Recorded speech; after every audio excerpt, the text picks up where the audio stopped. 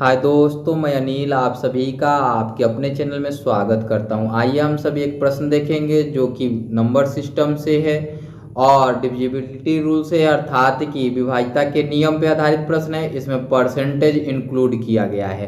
प्रश्न कहता है कि भाग का एक प्रश्न हल करते समय प्रांजल ने गलती से भाज्य के रूप में एक संख्या ले ली जो मूल भाज्य से 10% अधिक थी, है ना। और कहता है कि उसने गलती से भाजक के रूप में एक संख्या ले ली जो मूल भाजक से 25% अधिक थी।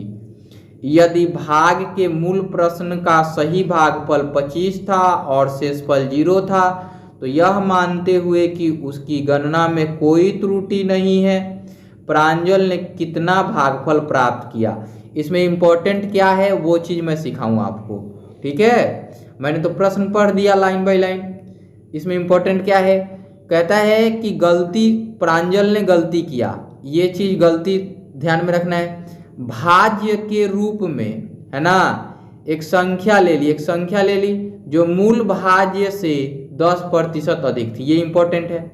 उसने गलती से भाजक के रूप में एक संख्या ले ली, भाजक के रूप में एक संख्या ले ली जो मूल भाजक से 25% अधिक थी। यदि भाग का मूल प्रश्न का सही भागफल 25 था और शेषफल 0 था, यही इंपॉर्टेंट है। तो ये मानते हुए कि उसमें कोई त्रुटि नहीं हुआ, कितना भागफल प्राप्त है।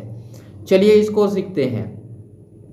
यहाँ डिविडेंड जो है वो ग्रोथ करता है कितना, 10% का, है ना। और डिवीजर जो है डिविडेंड, है ना, लास्ट वाला लिखा हमने, और यहाँ डिवीजर के लिए डीआर लिख लिया, डिवीजर। ये कहता है कि ये ग्रोथ करता है कितना, 25% अधिक थी, है ना। इसका हम निकालते हैं पहले कि क्या होगा। 25% का मीनिंग होता है 1/4। क्या होता है, 1/4। ये प्लस होगा चूंकि ग्रोथ किया है। तो पहले 4 था डिवीजर, पहले 4 था तो पुनः 5 बन गया। अब कहता है कि 2 भाग का नंबर है ना। पहले वाले में यहाँ तो डिवीजर मिल गया आपको 4, तो हमने 4 लिख लिया। और कहता है कि पहले वाले का यदि मूल भागफल, है ना, मूल भाग का, भाग के मूल प्रश्न का सही भागफल 25 था, यहाँ 25 हो गया। तो कहता है कि इसका भागफल दूसरे वाले का भागफल कितना होगा। यदि ये 5 हो जाए तो ये कितना होगा, ऐसा पूछा हुआ है। तो हम इसको ही तो फाइंड आउट करने वाले हैं। तो आइए देखते हैं। ये यहाँ से ये 10% ग्रोथ करेगा, ये वाला 10% ग्रोथ करेगा।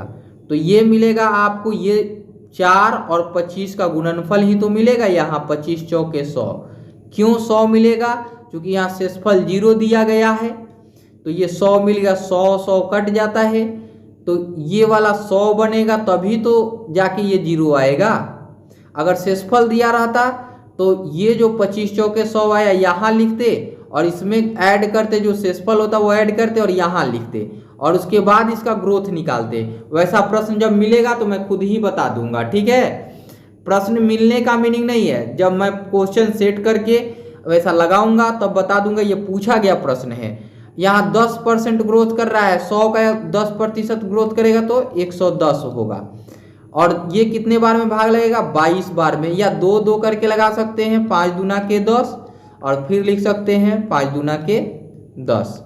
ये कट जाएगा, यानी कि ये भागफल जो आया वो 22 आया, है ना। यही मिलेगा, ऑप्शन डी सही हो जाएगा। इस वीडियो में इतना ही, फिर मिलते हैं अगले वीडियो में। Bye bye, take care.